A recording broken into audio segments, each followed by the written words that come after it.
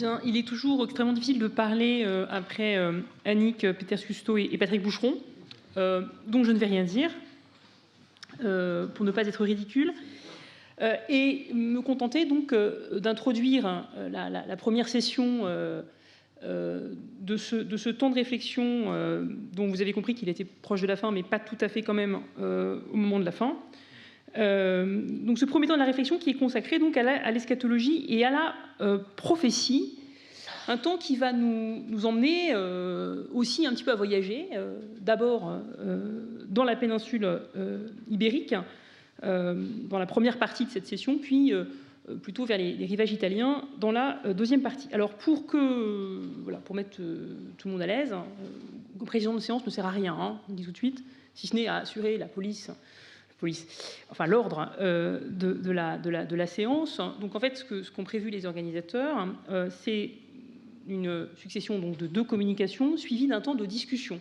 Et ça tombe bien, puisque comme cette session est particulièrement bien organisée, rationnelle et homogène, vous allez voir que les communications se répondent tout à fait harmonieusement, donc ce qui devrait faciliter le temps d'échange et de réflexion entre nous. Alors pour commencer, donc, je vais présenter la première intervenante, donc Gaëlle Bosman, qui vient de l'université de Toulouse Jean Jaurès, et qui va donc nous parler des usages et des fonctions de l'eschatologie monastique dans le discours royal ibérique, le tournant des XIe, XIIe siècles. Bonjour à tous. Je voudrais dire un grand merci aux organisateurs de ce colloque pour leur invitation. Le colloque promet d'être très intéressant. Donc, je vais parler des usages et fonctions de l'eschatologie monastique dans le discours royal puis impérial ibérique au XIe et XIIe siècle. Les utilisations politiques et idéologiques de l'eschatologie dans les mondes byzantins, carolingiens ou ottoniens sont bien connues. L'assimilation du souverain à l'empereur romain qui retient l'Antichrist à la fin du monde, d'après la deuxième épître aux Thessaloniciens, a été utilisée de longue date afin d'exalter les figures impériales. Mais la déclinaison de ces discours dans la péninsule ibérique est généralement moins bien connue. La question de tels usages y a pourtant été posée de manière précoce. Dès 1978, le philologue espagnol Juan Gil arguait que le titre impérial et ses implications apocalyptiques auraient été employés dans la péninsule à la fin du IXe siècle par le roi Alphonse III de Léon, que ses contemporains auraient identifié à l'empereur des derniers temps. D'après l'Apocalypse du Pseudo-Méthode, un texte composé vers 691-692, ce dernier empereur est un roi chrétien qui anéantira le royaume des Arabes et instaurera un dernier règne de paix avant la fin du monde. Dans la péninsule ibérique, une chronique écrite dans l'entourage d'Alphonse III prédit de même sa victoire sur les musulmans. Aux yeux de Juan Gil, ce texte et les actes, les diplômes d'Alphonse III, qui le parent du titre d'empereur, véhiculeraient ainsi les élucubrations apocalyptiques, donc je cite, de certains clercs visionnaires influencés par le pseudo-méthode, à l'image des lettrés de l'entourage de Charlemagne à l'approche de l'an 800. La même explication justifierait l'emploi du titre d'empereur par Alphonse VI à la fin du XIe siècle. L'attente déçue de la fin du monde et l'échec des prophéties annonçant la victoire finale sur les musulmans auraient conduit à une désaffection des prophéties eschatologiques. Il faudrait alors attendre le XIIIe siècle pour voir la résurgence d'un discours prophétique et apocalyptique mis à profit par les souverains ibériques. La production de prophéties apocalyptiques connaît alors un développement particulièrement important dans les derniers siècles du Moyen-Âge, qui a été bien étudié pour la couronne d'Aragon par notamment Isabelle Rousseau-Jacob et qui sera l'objet de la prochaine communication par Juan Molina, qui est parti de là. Donc revenons sur l'hypothèse de départ. La réalité des attentes apocalyptiques qu'avait postulé Juan Gil autour de l'an 800 a été depuis largement remis en cause.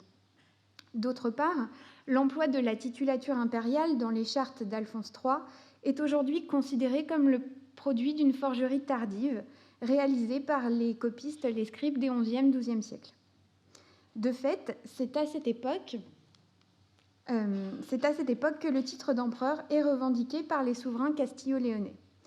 Il apparaît pour la première fois dans la documentation sous Alphonse VI et se maintient sous les règnes de sa fille, Urraca, et de son gendre, Alphonse Ier d'Aragon, dit le Batailleur, et enfin d'Alphonse VII, qui est resté dans l'historiographie médiévale comme l'empereur par excellence. Les constructions idéologiques des souverains ibériques, étudiées notamment par Thomas Desvart, n'emploient pas au Moyen-Âge l'imaginaire impérial, mais elles s'appuient plutôt sur une spiritualité monastique, pénitentielle, dominée par la tension eschatologique. L'évolution de ce modèle mérite d'être analysée à la lumière des changements politiques et culturels qui marquent la fin du XIe siècle dans la péninsule. L'apparition du titre impérial prend notamment place après un changement majeur dans les équilibres politiques avec la conquête de Tolède, donc en 1085, par Alphonse VI. La frontière islamo-chrétienne, longtemps fixée au Duero, se déplace alors bien plus au sud. Dans ce cadre, il est intéressant de regarder de manière plus précise les usages et les fonctions de l'eschatologie dans les discours royaux et impériaux ibériques, en s'interrogeant sur le tournant que pourraient représenter les XIe et XIIe siècles. J'en envisagerai donc deux aspects.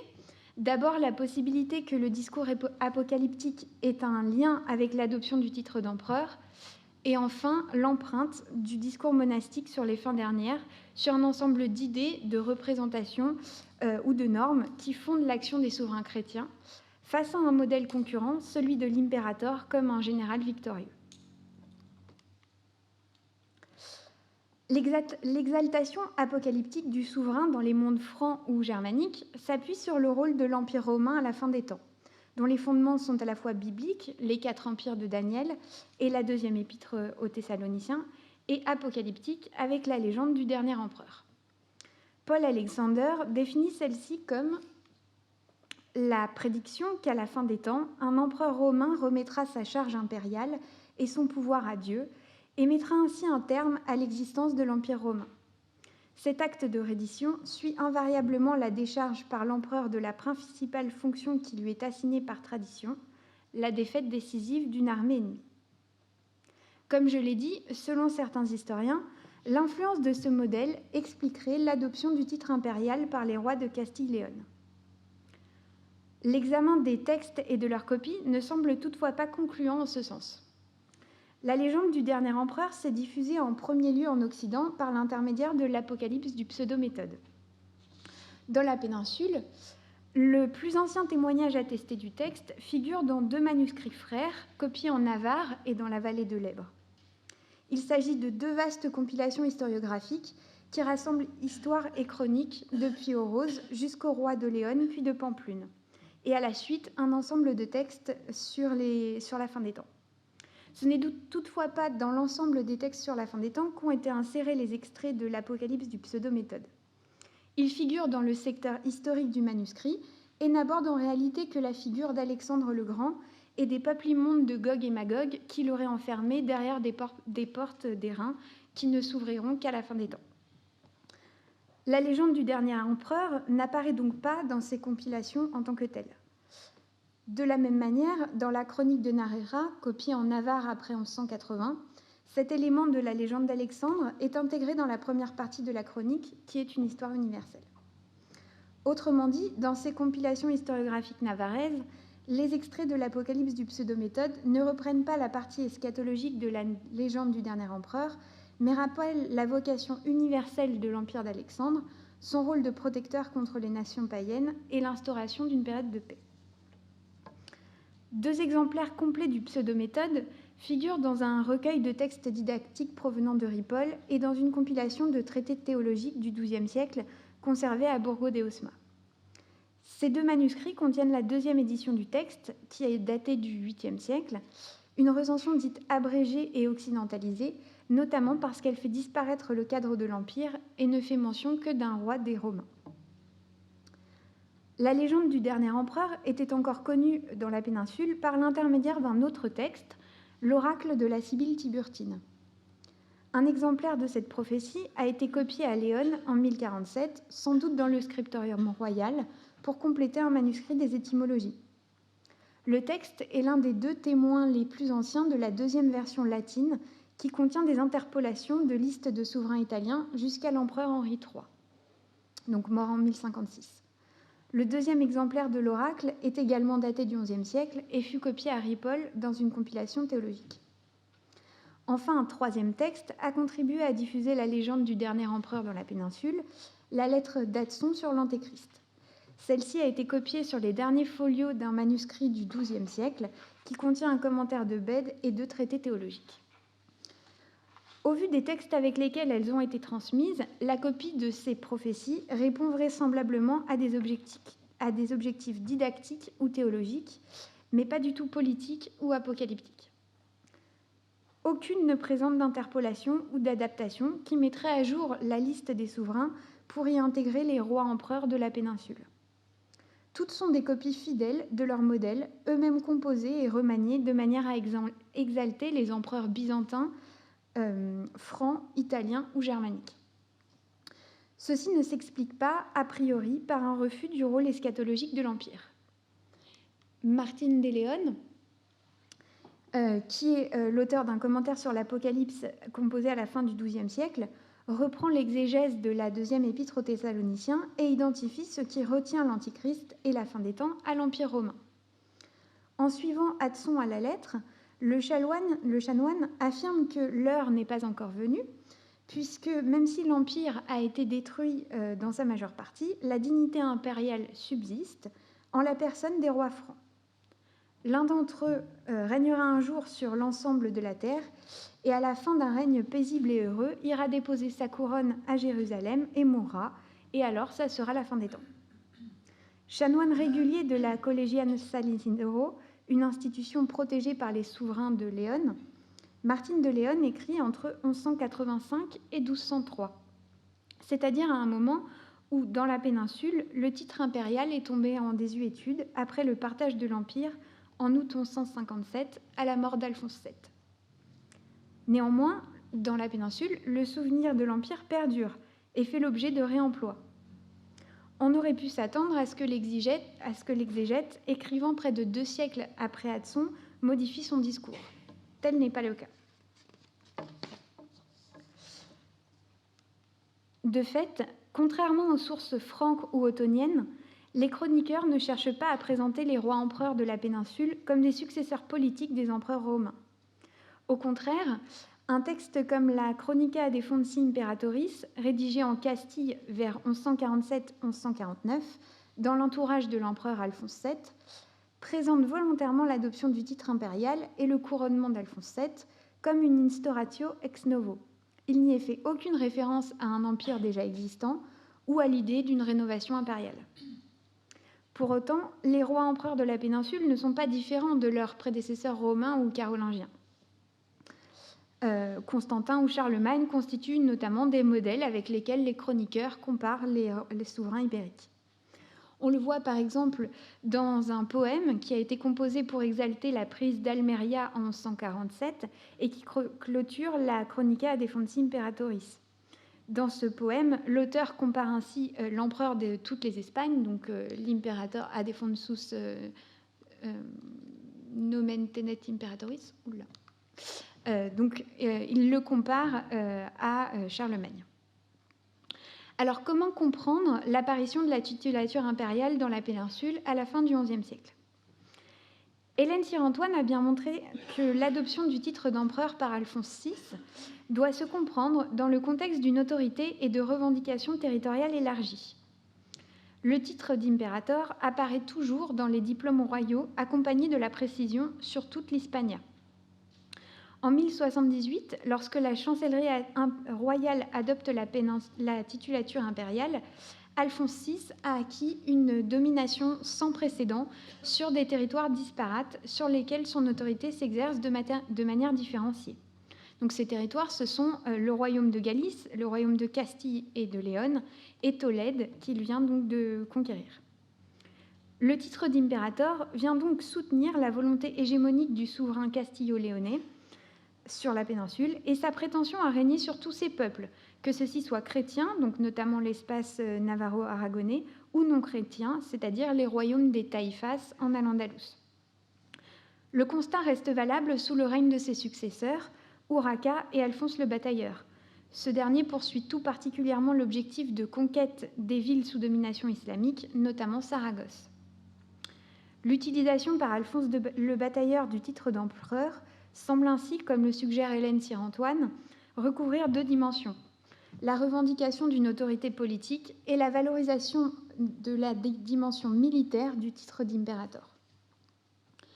Lorsqu'Alphonse VII monte sur le trône en 126, il hérite d'un pouvoir royal fragilisé sous le règne de sa mère Urraca par son union chaotique avec Alphonse le Batailleur et la guerre civile entre les royaumes de Castille et Léon et d'Aragon qui a suivi.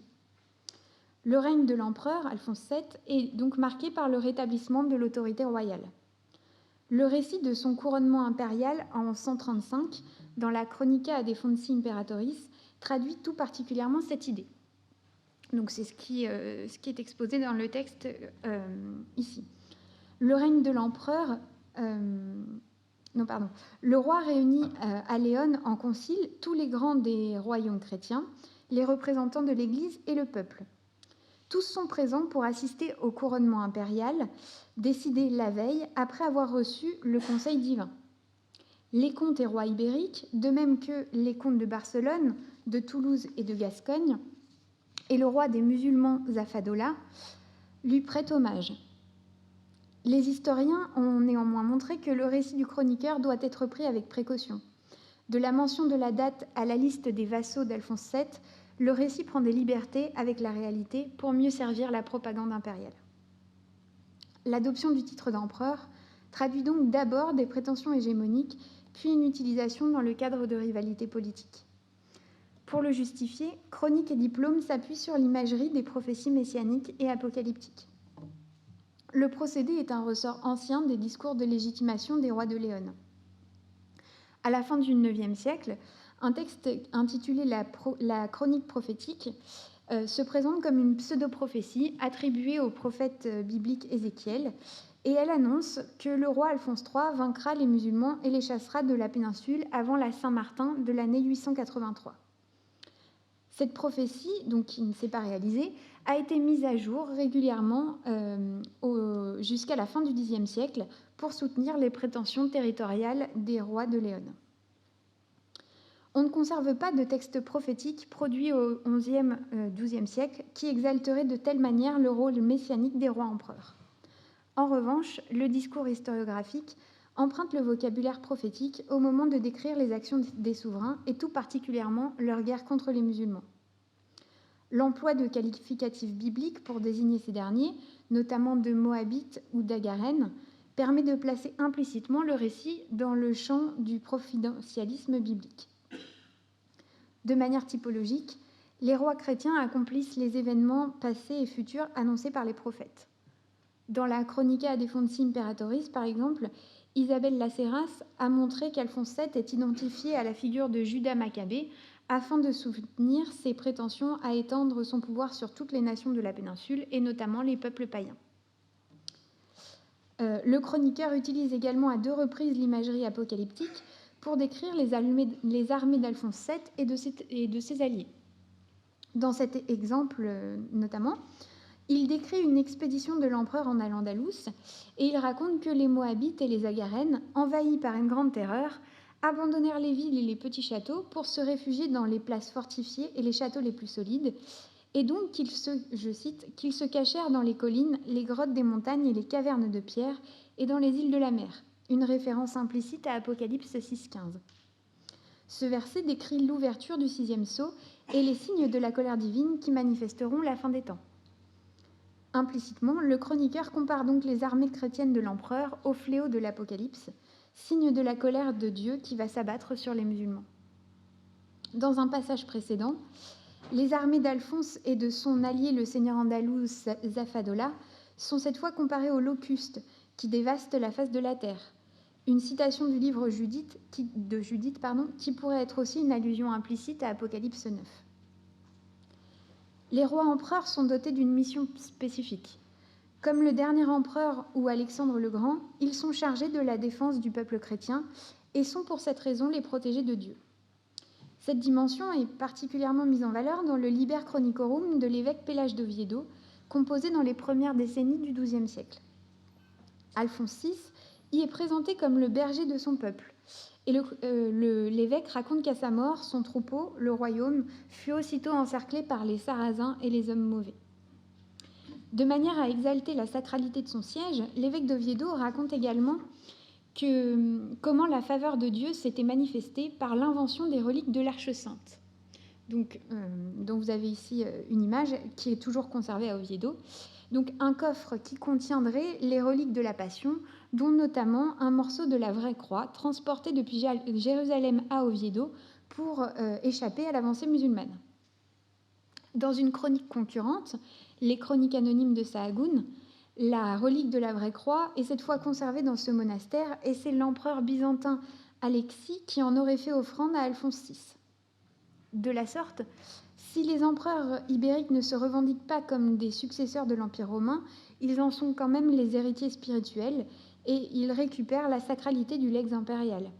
La croix, découverte par l'impératrice Hélène et conservée depuis par les empereurs d'Orient, passe ainsi sous la protection des rois de la péninsule qui assument dès lors la fonction de défenseurs de la chrétienté et sont les nouveaux élus du Christ. Ce dernier aspect est clairement exprimé dans la Chronica Adefonsi Imperatoris.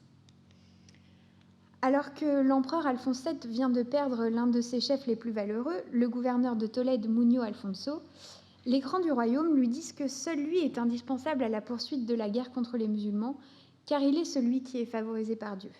Dieu lui enverra d'autres soldats aussi braves que Muño Alfonso. Le rôle providentiel des souverains apparaît dans la péninsule en réalité dès 812 dans le Testamentum du roi Alphonse II d'Oviedo, une donation solennelle à la basilique Saint-Sauveur. Ce mécanisme de légitimation est traditionnel pour les empereurs chrétiens. Ce qui est ici spécifique est l'adaptation de ce discours à la nature de la mission en elle-même, la lutte contre l'islam. Depuis le IXe siècle, les musulmans sont en effet présentés dans l'historiographie ibérique comme un châtiment divin envoyé par Dieu en conséquence des péchés de son peuple. Une pénitence appropriée et un changement de comportement dans le présent permettront de renouer l'alliance avec Dieu et de retrouver la faveur divine. Ce schéma vétérotestamentaire, au fondement idéologique de la conquête chrétienne, est utilisé par les souverains pour exalter leurs actions, tant belliqueuses que réformatrices. Il se lie à une spiritualité monastique qui martèle l'idée qu'il faut faire pénitence sans attendre, car si la date de la fin des temps est inconnue, elle ne saurait être lointaine. Dans les chroniques du XIIe siècle, la guerre contre les musulmans est le moyen par excellence d'accomplir cette pénitence. Les combattants chrétiens, en luttant contre les ennemis du Christ, rachètent l'offense de leurs péchés. L'archevêque de Saint-Jacques de Compostelle, Diego Gelmírez, a ainsi fait envoyer en 1124 la lettre suivante, donc à l'empereur Alphonse VII et aux grands laïcs comme ecclésiastiques. Il aurait également fait demander à ce qu'elle soit lue lors des sermons du dimanche, pour en accroître la diffusion. Le texte est conservé dans l'Historia Compostelliana, une chronique qui a été écrite entre 1107 et 1140 pour exalter les hauts faits de l'archevêque. Comme on le voit dans les extraits que j'ai reproduits ici, l'exorde de la lettre fait usage de la tension eschatologique. Comme Augustin et Grégoire avant lui, l'archevêque exhorte ses lecteurs à sortir du sommeil, pour reprendre la citation de l'apôtre, et à agir ici et maintenant pour leur salut, car leur mort et la fin des temps approchent. Le moyen de s'assurer une place au royaume des cieux est rapidement explicité dans la lettre. Il faut se faire les milites Christi, et à l'image des fils de la Sainte Église, lutter contre les ennemis du Christ, ici les pessimis sarracenis, et afin d'ouvrir par l'Espagne la voie vers Jérusalem et le tombeau du Christ. En effet, il sera beaucoup plus simple pour les chrétiens de se rendre en Terre Sainte en passant par l'Espagne et le nord de l'Afrique qu'en passant par la voie maritime ou par l'Italie. L'archevêque avait reçu quelque temps auparavant une lettre du patriarche de Jérusalem, Guermond de Piquigny, l'exhortant à envoyer des renforts ou de l'argent pour soutenir la défense du Saint-Sépulcre. Cette lettre, également conservée dans l'Historia Compostellana, commençait par un tableau apocalyptique de la situation des chrétiens d'Orient, le patriarche assurant à plusieurs reprises qu'il n'aurait pas pris la plume, si un certain nombre de signes incontestables tels qu'une sécheresse et une plaie de sauterelle ne l'y avaient poussé. On voit donc avec cet échange de lettres que le recours à la grammaire apocalyptique était un langage politique commun utilisé afin d'exhorter l'action tout en lui donnant une portée eschatologique. La lettre de l'archevêque de Compostelle est en outre révélatrice de la pénétration de l'idéal de la croisade dans la péninsule. Comme l'ont bien montré les travaux de Daniel Balou ou de Philippe Josserand, celui-ci a conduit à une renégociation du modèle pénitentiel de la lutte contre l'islam. En tant qu'elle n'est pas une libération des lieux saints, cette dernière n'apparaît progressivement plus suffisante pour obtenir la rémission de ses péchés. D'après la Chronica de Fonsi Imperatoris, Muñoz Alfonso, le gouverneur de Tolède que j'ai déjà évoqué, voulait ainsi se rendre à Jérusalem plutôt que de lutter contre les musulmans dans la péninsule.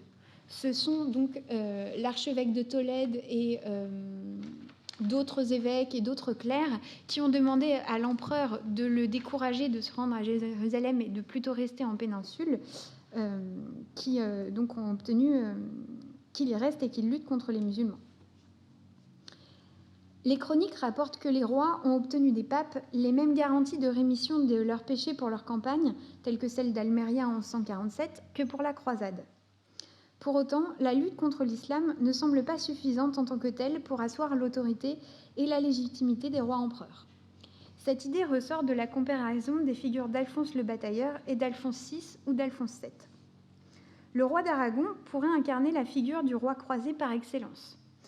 Alphonse le Batailleur a été le fondateur du premier ordre militaire de la péninsule, la confraternité de Belchite. Il n'a pas ménagé ses efforts pour faire reculer les ennemis du Christ et il est mort de blessures reçues au combat en 134. Pourtant, dans l'historiographie contemporaine, il est fermement condamné pour son manque de piété.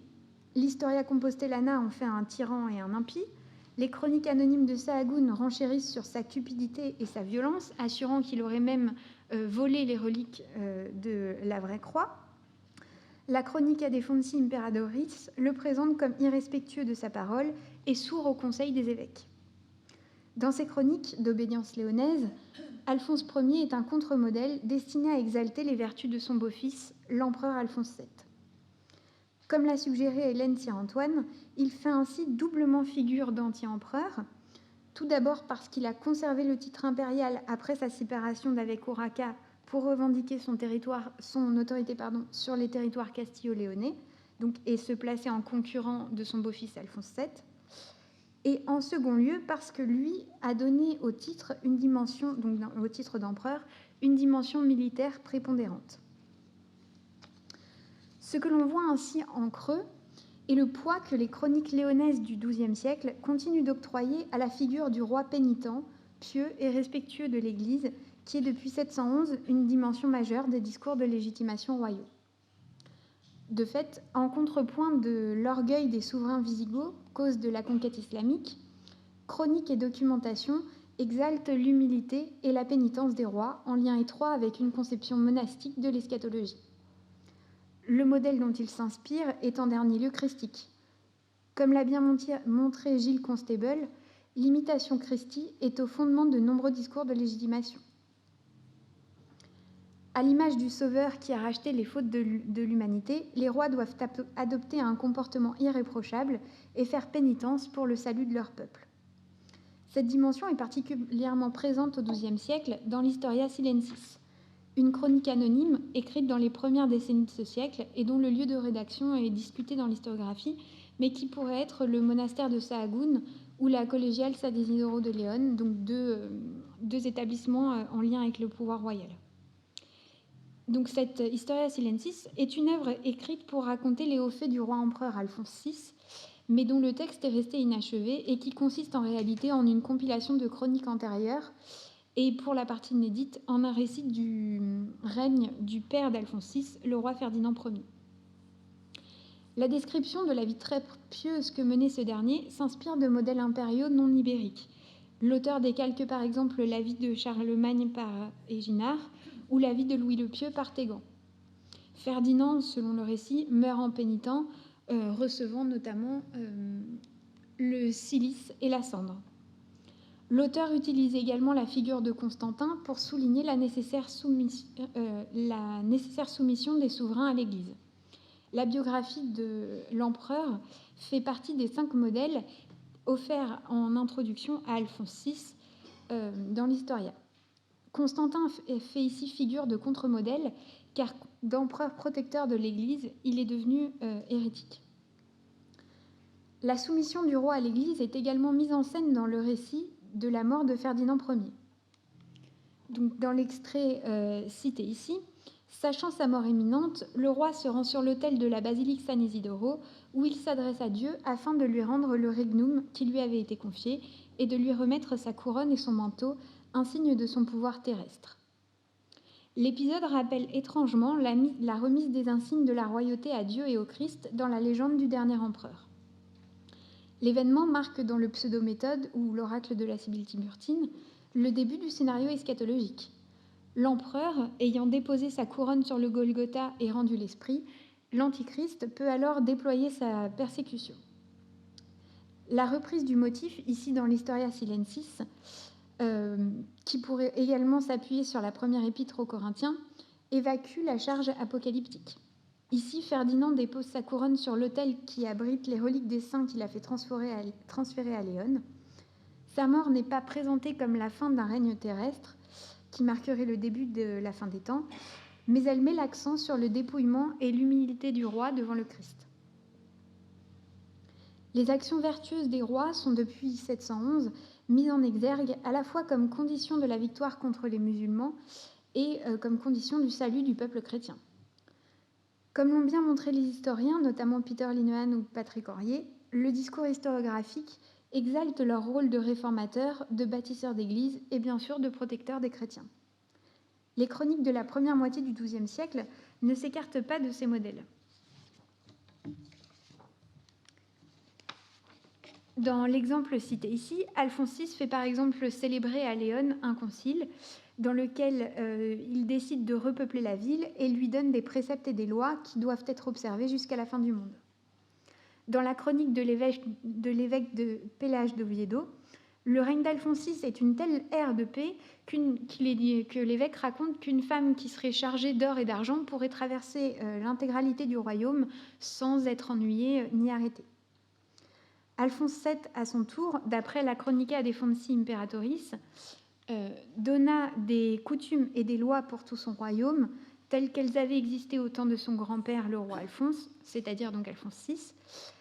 Il aurait ordonné que soient restitués à l'ensemble des églises tous les domaines et serviteurs qu'elles avaient perdus, prescrit de peupler les villas et les terres qui avaient été détruites pendant les guerres, ordonné à tous les juges d'éradiquer sévèrement le vice, et ordonné également au gouverneur de Tolède et à tous les habitants de l'Extrémadure de constituer des troupes afin de faire constamment et chaque année la guerre aux infidèles sarrasins.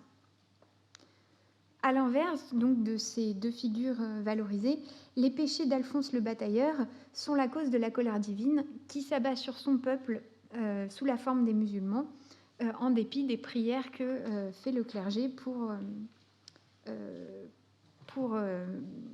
apaiser la colère divine. Les motivations des comportements royaux sont généralement sotériologiques et se fondent sur des modèles vétérotestamentaires. L'influence de l'eschatologie monastique sur l'idéologie royale peut emprunter plusieurs biais. Les souverains recherchent la fréquentation des moines, les incluent dans leur entourage, voire dans leur cercle de conseillers. D'autre part, ils lisent ou se font lire les ouvrages majeurs de l'eschatologie monastique, notamment le commentaire sur l'Apocalypse du moine Beatus de Libana, composé à la fin du VIIIe siècle, qu'ils font copier puis offrir au grand monastère sous patronage royal, et dont vous avez pu voir quelques images dans le PowerPoint.